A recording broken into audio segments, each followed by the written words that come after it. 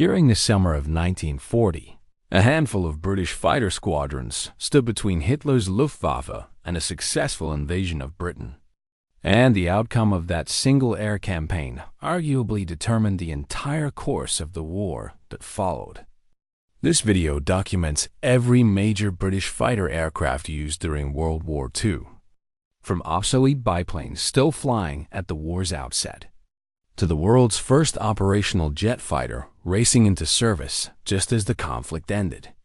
But one aircraft on this list became so central to British survival that Winston Churchill's famous line about so much being owed by so many to so few was written specifically about the pilots who flew it.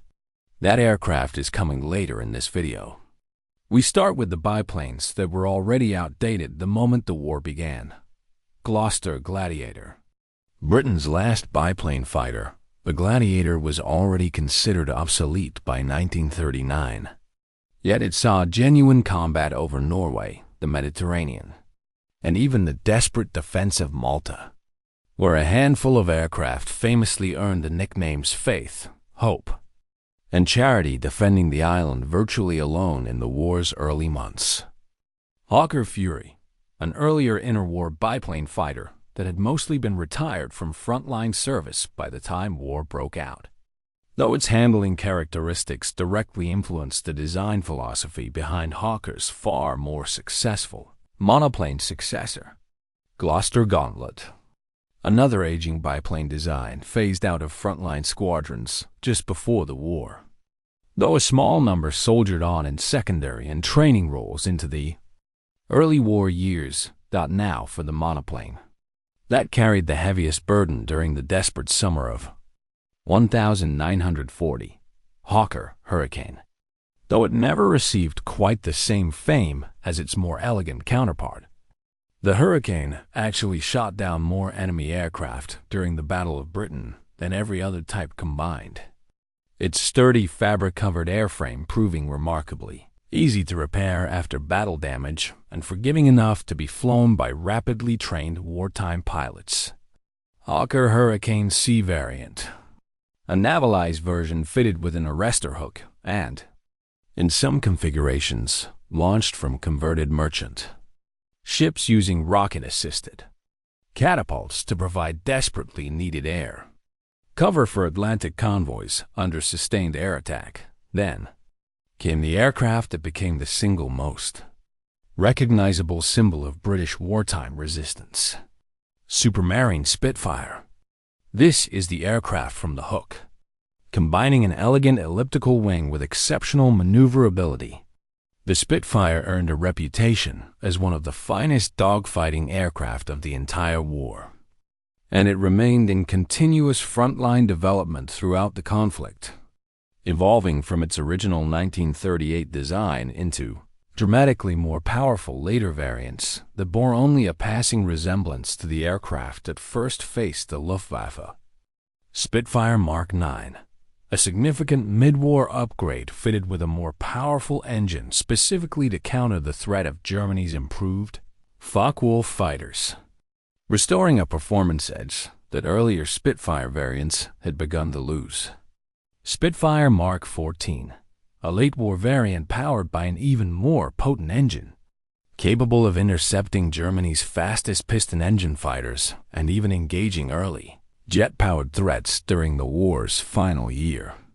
Supermarine Spitfire, a navalized carrier-based adaptation of the Spitfire, though its narrow undercarriage, originally designed for grass airfields rather than pitching carrier decks, made it notoriously difficult and occasionally dangerous to land safely aboard ship, moving to the night fighters and heavier, twin-engine designs that hunted in darkness. Balton Pole Defiant, an unusual design mounting all of its armament in a powered turret rather than fixed forward-firing guns. The Defiant briefly caught German pilots off guard early in the war before its fundamental vulnerability, an inability to fire directly ahead, was discovered and ruthlessly exploited, forcing its rapid withdrawal to night fighter duties instead. Bristol Beaufighter, a heavily armed twin-engine aircraft that excelled at night interception once fitted with early airborne radar, becoming one of the most feared aircraft over Britain after dark and later, proving equally devastating in the ground attack and anti-shipping roles. De Havilland Mosquito fighter variants. Built from wood and powered by twin engines, fighter versions of the legendary Mosquito combined blistering speed with heavy cannon armament, proving so fast that it could intercept German raiders that other aircraft simply couldn't catch. Now for the ground attack and later war. Fighters developed as the RAF shifted from pure air defense toward offensive operations over occupied Europe. Hawker Typhoon. Originally intended as a pure interceptor, the Typhoon suffered such persistent structural problems early on that it nearly faced cancellation, before finding a genuinely devastating second life as a rocket-firing ground attack aircraft that became one of the most feared threats to German armor following the Normandy landings. Hawker Tempest. A refined and considerably faster successor to the Typhoon, the Tempest became one of the few Allied aircraft fast enough to reliably intercept Germany's V-1 flying bombs before they reached London, chasing down the pulse jet weapons at altitudes and speeds few other piston-engine fighters could match. Westland Whirlwind. An earlier twin-engine heavy fighter armed with concentrated cannon firepower. Its promising performance was ultimately undermined by chronic engine reliability problems that limited production to only a small number of airframes. Naval fighters faced entirely different demands operating from the pitching decks of aircraft carriers. Ferry Fulmer. An early carrier-based fighter that traded outright speed and agility for a two-man crew and greater range. Useful for extended fleet defense patrols, even though it struggled against faster land-based enemy fighters when encountered directly. Ferry Firefly. A more capable naval fighter introduced later in the war, combining reasonable performance with genuine strike capability, giving Royal Navy carriers a more versatile aircraft than its predecessor had ever offered. Finally, the aircraft that arrived just as the propeller era itself was ending. The propeller era itself was ending. Gloster Meteor. Britain's first operational jet fighter and one of the first jets to see combat anywhere in the world. The Meteor entered service in time to intercept German V-1 flying bombs, using its jet speed advantage to simply outrun the pulse jet weapons that piston-engine fighters struggled to catch. A fitting final chapter for a nation that had entered the war flying biplanes and ended it flying jets.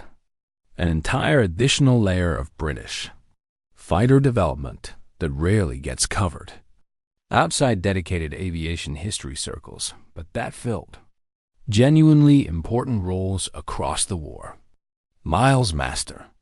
Though primarily an advanced trainer rather than a frontline fighter, several were lightly armed and pressed into emergency defensive duty during the height of the 1940 invasion scare, when Britain genuinely feared it might need every available aircraft to defend its own airfields.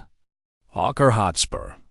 An experimental turret fighter concept developed alongside the Defiant, exploring similar armament philosophy, before being cancelled once the fundamental turret fighter concept proved flawed in actual combat. Gloster F-937s.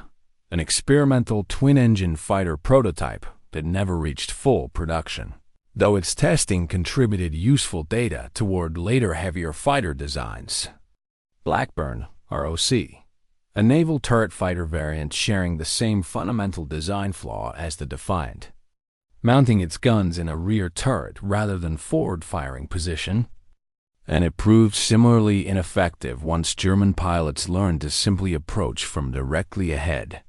Supermarine Spitfire Mark V, an earlier mass-produced variant that bore the brunt of fighting through 1941 and 1942, serving as the crucial bridge between the aircraft's early Battle of Britain configuration and its later, more powerful wartime evolution. Hawker Hurricane Mark IIC, a cannon-armed variant of the Hurricane that traded some of the type's earlier agility for significantly increased firepower, proving especially effective in the ground attack role during North African desert operations. Bristol Blenheim Fighter Variant, a lesser-known armed conversion of the light bomber fitted with additional forward-firing guns for night fighter duties. Used as a stopgap measure before purpose-built night fighters like the Beaufighter became available in sufficient numbers. From the outdated Gladiator biplanes defending Malta virtually alone, to the elegant Spitfire that became the defining symbol of British wartime resistance, to the jet-powered Meteor racing into service just as the war ended. British fighter development across 6 years reflects an air force that started dangerously unprepared and ended the conflict at the absolute cutting edge of aviation technology. The Hurricane may have shot down more aircraft during the critical summer of 1940, but it was the Spitfire that captured the public imagination so completely that its silhouette remains instantly recognizable more than 8 decades later.